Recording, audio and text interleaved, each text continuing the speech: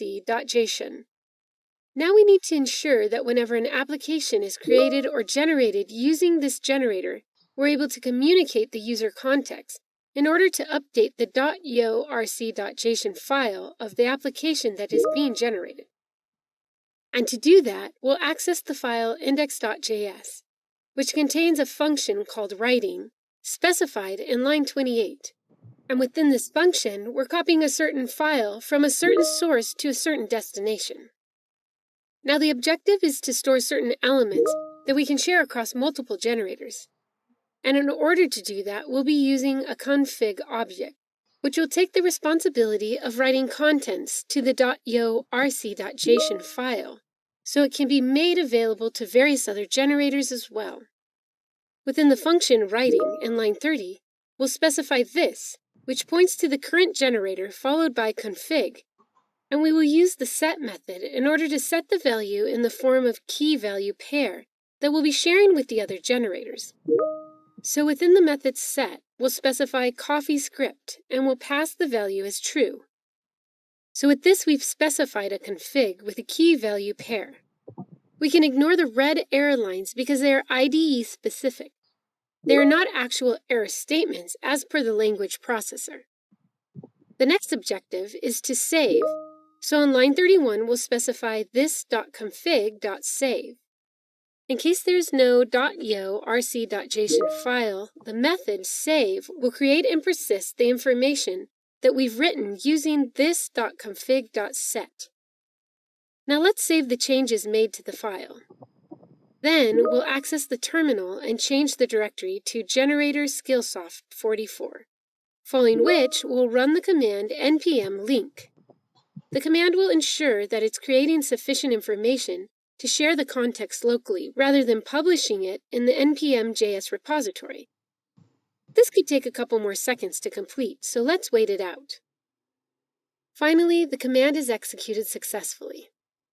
Now we can build an application using this generator, and whatever we've specified using the config object will be shared with the particular application that we will be building using this generator. Let's change the directory using the command cd/. Then we'll create a directory using the command mkdir myapp3, where myapp3 is the name of the folder or directory. Then we'll move into the newly created directory using the command cd myapp3. Finally, to build the application, we'll run the command yo, followed by the name of the generator, which is skillsoft44.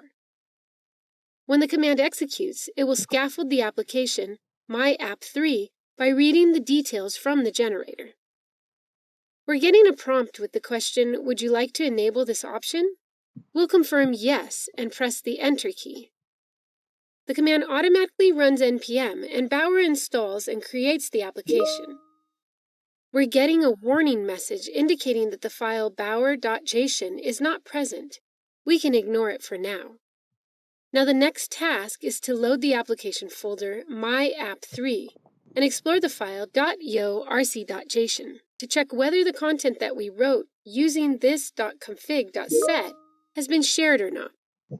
So we'll access the File tab from the top navigation panel, select Open Folder, locate the folder, and then click Select Folder. We can observe that the application folder contains the file dummyfile.txt, package.json, and .yo.rc.json. Now the file yo.rc.json contains the content or the user content that we wanted to share from the generator, and the user context is CoffeeScript true. So using the file index.js, with the object config, we're able to share the user context among various generators and subgenerators.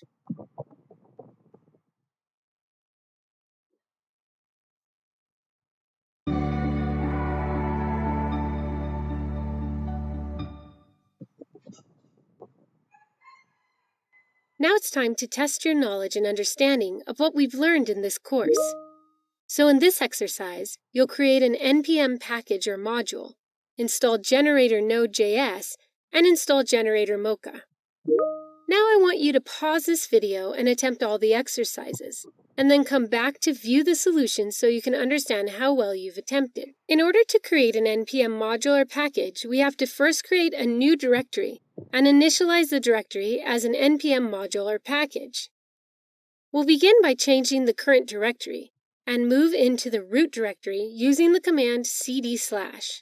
Then, in order to create a new directory, we'll run the command mkdir, followed by a name for the folder, which will be exercise 44. Then press enter.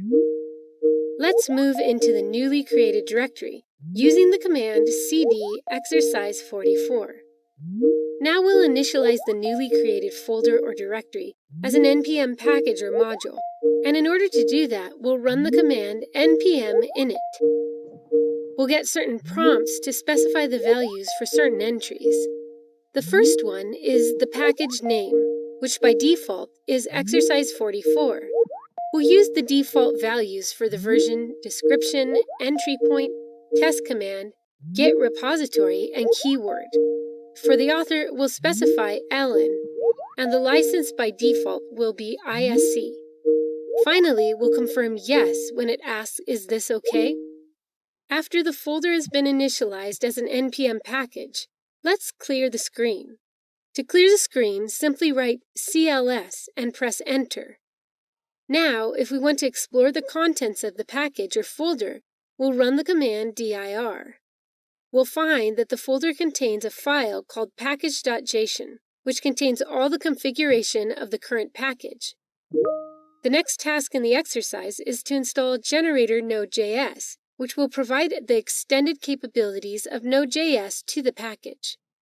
First, we'll change the directory and move into the root directory using the command cd/. Then clear the screen to get a clean terminal.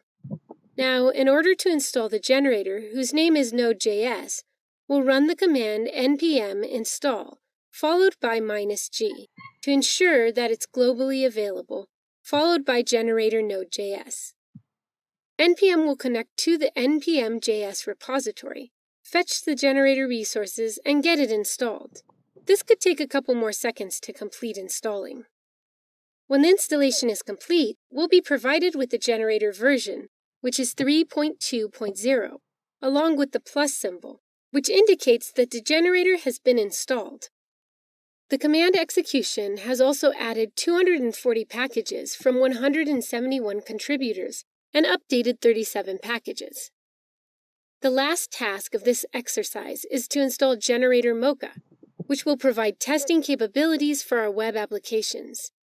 And to install this generator, we'll run the command npm install -g, followed by generator Mocha. npm will fetch the generator resources from the npm.js repository and get the generator installed. The installation could take a couple more seconds to complete, so let's wait it out. Finally, the installation is complete. The generator is listed with the version information prefix with the plus symbol to indicate that the installation was successful. And this is how we will create an NPM package or module, install the generators generator Node.js and generator Mocha, which will extend the capabilities of Node.js and testing to our web applications.